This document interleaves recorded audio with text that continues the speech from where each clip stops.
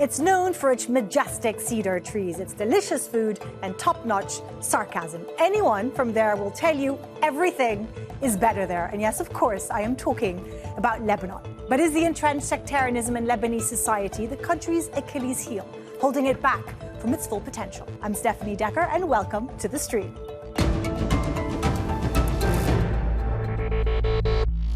Now, the civil war is often framed as one between Christians and Muslims, but I find all of that to be incredibly reductive. Before the civil war, we're so often told that Lebanon was in its golden age, its heyday, the economy was great, life was wonderful.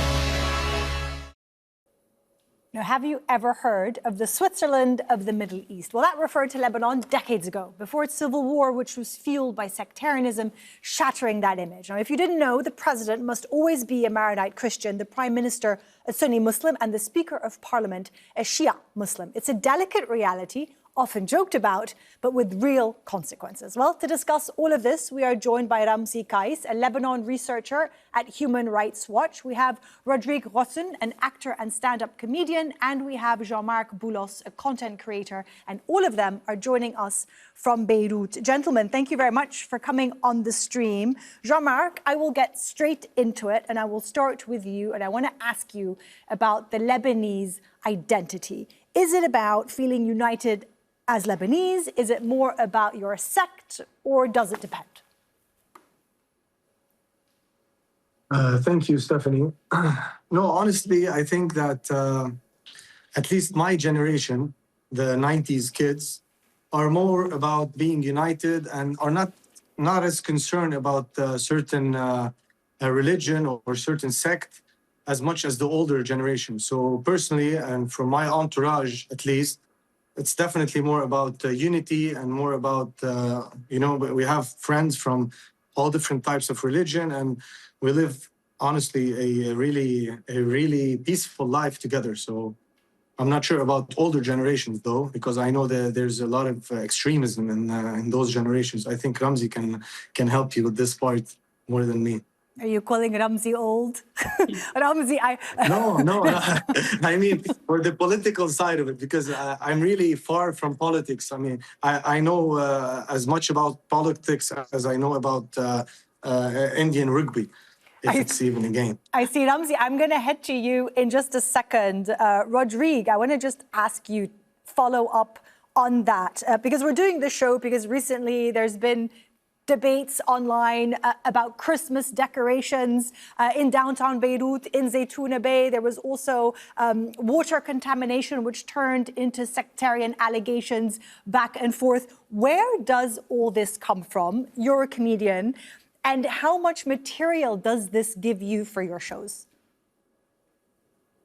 First of all, thanks for having me. About identity, Lebanese people are very flexible. First of all, about identity. In the morning, we are Lebanese. At lunchtime, we are our sect. And by dinner, we just want electricity. So it depends on situation. About sectarianism, we cannot deny in Lebanon, sectarianism is really deeply rooted in our country. I cannot ignore the sensitivity of diverse audience. I try as much I can to approach the subject with the responsibility and awareness. So my goal is to expose the absurdities of division, not to reinforce them. Because there's a lot of sensitivities there, right? Sometimes people don't. Yes. There's certain lines that are there certain lines that you feel you can't cross. Is religion something that you talk about? Personally, I don't focus in my own stand-up shows on purely sectarianism topics. Instead, I address social issues that divide us, Muslim and Christians, but in a way that both sides can laugh and be related. Okay. So, for example, for instance, I once joked about buying a car from a Muslim man who swore, "Well, Imam Ali, this is it was in perfect condition." Later on, I discovered it was broken, so I called him back, and he told me he bought it from a Christian man who swore as well, "Wahiyat al-Adra, it was in perfect condition." So something like that, issues, social issues, not purely sectarianism topics. Ramzi, I'm gonna go to you because we are joking. We all know like how loaded it can be in Lebanese society. Do these divisions translate down? Do they have real social impact, if you were, detrimentally? I think that if we, there's of course now the jokes that we're doing, but if we look at the past decades, particularly since the Civil War, where Lebanon has been, at least sectarian political order has been very clear. When we look at the impact of that on people's access to rights, we realize that what has effectively happened since then is that because of the sectarian political order, political parties have prioritized their sectarian political interests over, fulfilling the role of the state as the entity providing people's rights, whether that's, right to education, to electricity, to an independent judiciary, freedom of expression.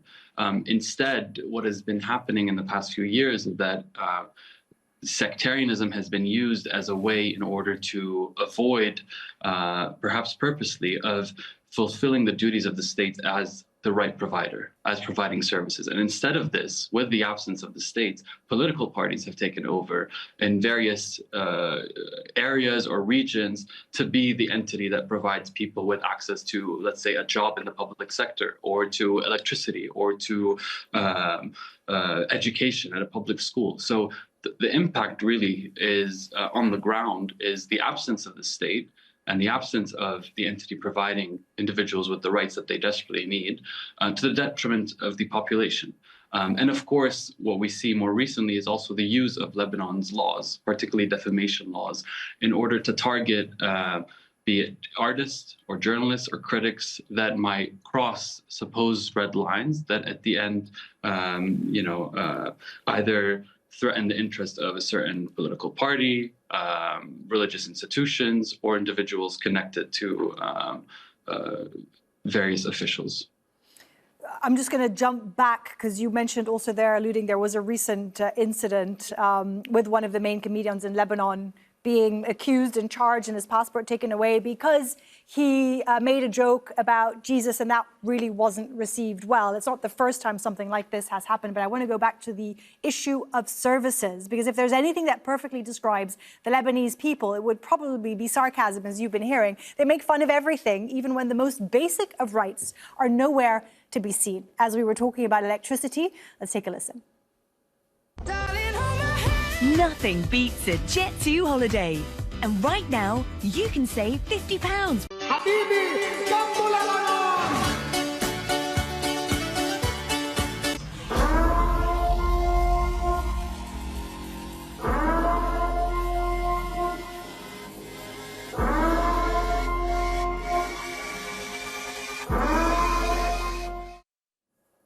Jean-Marc, this is something that you Lebanese have become used to, right? You take it in your stride, but explain to foreigners who don't quite understand when we talk about, the electricity situation or the water situation, like, what is that like? Generator, 2 electricity bills? I mean, break it down. I think a foreigner should picture himself living off-grid. What would you do if you want to go and live off-grid? You have to get your own electricity, your own water supply, your own whatever, internet. You have to do everything by yourself. So try to imagine that we live off-grid, but in the city. So it's kind of hard to imagine that. But honestly, that's been our reality since we were born. So that's the only life that I know in Lebanon. It's really hard for a foreigner to understand that you might be just sitting at home and then you're going to have a electricity outage every maybe 2 hours. It's going to go black. Maybe you're going to have to manage your own electricity sometimes. Sometimes we have a crisis with the diesel, with the fuel, and then the generators won't be supplying you with electricity as well. So you might go to solar power or something like that. So it's quite a hassle. Most Lebanese have a generator, right? This is how you become self-sufficient, off-grid, if you will. Rodrigue, where does this come from? Who is to blame for this? The fact that you have a government, correct? I think the absence of the state during years is the cause we are living like that. People start holding or whatever gave them protection. So yes, it's the absence of state that increased also the selfishness. And we saw Lebanese people, they keep the clean house and they have a clean car, and then we saw them throw garbage on the road from their window. So we have not belonging to the state because of absence of state during these years. I guess so. It's my opinion. Interesting. So you see a disconnect because it simply hasn't been there for Lebanese to be connected to Lebanon. Of course, there was the garbage crisis, which we all remember so well, with massive piles of garbage on the streets of Lebanon around a decade ago. Ramzi, I can't. Sorry, I can't defend about. I can't talk about Mario joke, as you mentioned before. Yes, of course. About Jesus. Yes. So Mario, just for our viewers, okay. Regarding. Yes, go ahead. He's one of the comedians we were just talking about who's being charged. Go ahead. Yes, he is my friend, first of all. As Mario's person, I have to say this. He is the most transparent and respectful guy between comics. That's it's a common opinion about him. Regarding Mario's joke, I would first like to acknowledge and respect everyone who expressed their opinion in a polite way. Personally, my faith isn't affected. I'm a Christian. I'm a believer. I didn't. My faith isn't affected by a joke. Okay. Mario's intention, I'm certain, is not to harm everyone, anybody. But in other hand, who threatened Mario with death?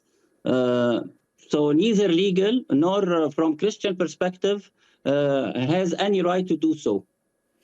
So if they were truly offended, they should file a case through the legal system. Yes, earlier when I said Mario was being charged, it's not official. It's people who are actually giving him death threats and charging him with blasphemy. Ramzi, where does this come from? It's not the first time that we've seen one of the famous comedians actually leave the country because of threats to her, because of crossing the line for some, talking about these taboos within society. How would you describe it? I mean, I think what we're seeing with Mario is the continuation of a pattern, which is Mario is not the first comedian that has been subject to this campaign. There are many comedians before him that have been summoned for investigations by security authorities as a result of jokes they've made, whether those jokes have been about the Lebanese state, about the Lebanese army, and Lebanon's defamation laws, their criminal defamation laws, have been subject to extreme abuse to go after not only comedians, but journalists, by critics, by activists who are basically say things that powerful individuals do not like. And the resort has been to these legal provisions that are then abused. But I think what we often find in Lebanon, because of the sectarian makeup, is that you will have various political parties be all the way for freedom of expression in cases that benefit them, while they will be quickly turn around and kind of try to restrict or clamp down on those rights when it's in situations that are not within their interests. As it relates to Mario's case, is certainly very concerning that we're seeing, not only was Mario stopped at the airport, but also he had his passport confiscated. Even when these cases don't lead to court cases, some of the actions that are taken forward by the security authorities, whether it's summoning for investigation or confiscation of electronic equipment or pressure put on individuals to delete certain content, is part of this, creates this chilling environment where the message is that there are red lines in this country that you should not cross, or you will face certain repercussions, whether it's through the legal system or through its individuals making death threats, where unfortunately we also don't see the state act upon these threats, these legitimate threats to people's lives, when they are so quick to act on cases brought forward that are against a comedian or against a journalist or against a critic. So there's a certain hypocrisy that we see in the prioritization that the state puts forward, or that the prosecutorial authorities or the security authorities put forward in who they go after when it relates to expression-related acts. Okay, yeah, so double standards you're saying there. For those of you who don't know Mario Mubarak, a well-known comedian in Lebanon. Many in Lebanon say they are proud at the coexistence between all their 18 sects in such a small country. And many tourists have highlighted that during their visits. Take a look. If you didn't believe me before when I said that Christians and Muslims really do live side by side, this is a perfect example. You have a mosque there, have a church there, another church there, another church, right next to a mosque. So you really have a mosque with 3 churches in between, 4 churches even, and another mosque. Marhaba. So I'm here at the beautiful St. Charbel Monastery, and I recommend anyone who's coming to Lebanon to visit, because that was the most beautiful monastery I've been in my life. I'm in Beirut, Lebanon, and behind me you can see the gigantic Mohammed Al-Amin Mosque in the center of Beirut, the capital of Lebanon. It's absolutely gorgeous, it's so huge, and it's so beautiful. One of the most beautiful mosques I've ever seen in my entire life. He was very excited there. Ramzi, I'm going to put this to you. How would you describe the coexistence? It's a bit more complicated than that, isn't it?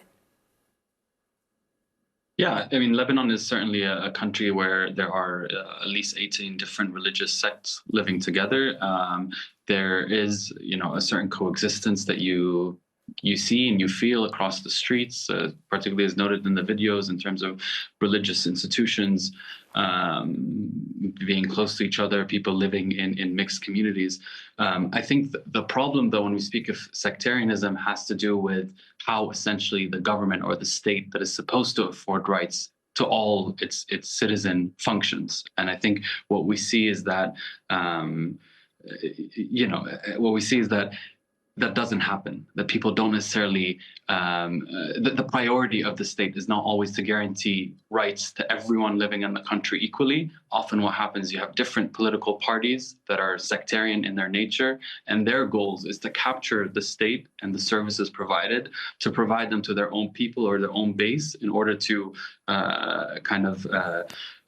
develop this patriot-client relationship and remain in power. And so we see the receding of the state, or the absence of it, when it comes to the provisions of rights. And that's why today you have a situation in Lebanon where you have over 80% of the population living in multidimensional poverty.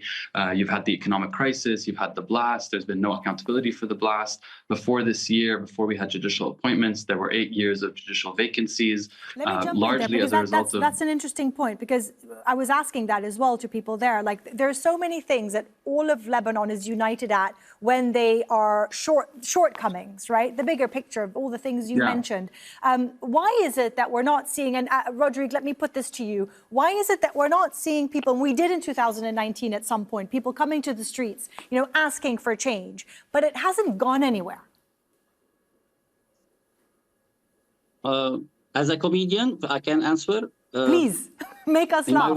I believe that comedy cannot change society, to be honest. If it had the power to do that, things would have changed a long time ago. We've spoken a lot about electricity, about lack of water, about poor infrastructure, about poor absence of state, and yet nothing has changed. So comedy serves more only to relieve some of the pressure. If we want real change comes through judiciary and the strong state. Jean-Marc, how important is comedy? I think without comedy, we would have a pretty sad life, won't we? I mean, you definitely have to have some fun. You have to have comedians like Rodrigue or like myself or like a lot of people on social media, especially content creators that create content that has nothing to do with the situation in Lebanon. Maybe take something like a small topic, but when you can target all of the people, when you don't have a specific opinion about anything like any certain religion or any political party, and then you make everyone laugh, I think it's really important, especially for our mental state, at least mine. This is how I keep myself sane, by doing funny videos. I wanted to add, well, you have a lot of followers, almost 250,000 on social media. I was going to say that because we're laughing, but are you tired from the situation? How would you describe that? I mean, personally, yeah, I'm exhausted. I'm exhausted, especially when you're in Lebanon. If you have your own business, or even if you don't have your own business, it's really a hassle. You know, we have a lot of problems with the banks. We have a lot of problems with the Lebanese pound. You know, the devaluation of our money. So we have a lot of daily struggles. And comes along the electricity, the water. I think these are necessities that people don't think about. See, I used to live in Qatar for a while. I lived for a few years. It's really weird. Like once you get on the plane and you land, let's say in a GCC country, for example, because I've lived there, you disconnect. It's like magic. Trust me, when you're in Lebanon, you have a lot of things to think about. You don't have much time to focus on what really matters, like your job or like growing your business or growing whatever you're working on. Rodrigue, I see you nodding. If you can just briefly say why, because we're running out of time, but it is such an important, and it reminds me, before you answer, I did a story once. There was an artist, Lebanese artist in Beirut, and he said to me, he was painting basically the skyline, that picture that people take from the plane as they're landing in Beirut. And he said, you know, all us Lebanese have this feeling, when we're in Lebanon, we want to be out. But when we're out, we want to be there. Do you feel that way? Yes. Unfortunately, yes, the level of anxiety between us as Lebanese and my friends living in Dubai, it's a huge difference. We have anxiety about water, about electricity, the basics. Ramzi, you're nodding. Final thought from you. Is there hope that this will change? I think I will comment on this, but I think what Rodrigue was saying and Jean-Marc reminded me that, you know, Lebanese are united in the fact that, like, all of them across the sects, regardless of what sects, you know, struggle with things that are basic, like basic access to electricity, to good public education, to healthcare, to social security. And I think all of these are things that are responsibilities of the state, and that I think sectarian politics has prevented the state from fulfilling that role. Is there hope? I think we see some good signs this year. It's certainly not enough. There has been a draft law on the independence of the judiciary that provides good progress. It's not perfect. It's been returned to Parliament. There's a draft media law currently being discussed in Parliament. The latest version of the draft had removed things like prison sentences for speech-related acts. It's obviously, this is subject to amendments by Parliament. There's no guarantee that the law will be there. But what it takes is political will. The government should have the political will to move the country into an era where rights are provided to all without discrimination and ends these decades of sectarian politics. Will this happen? We don't know. It's too early to tell.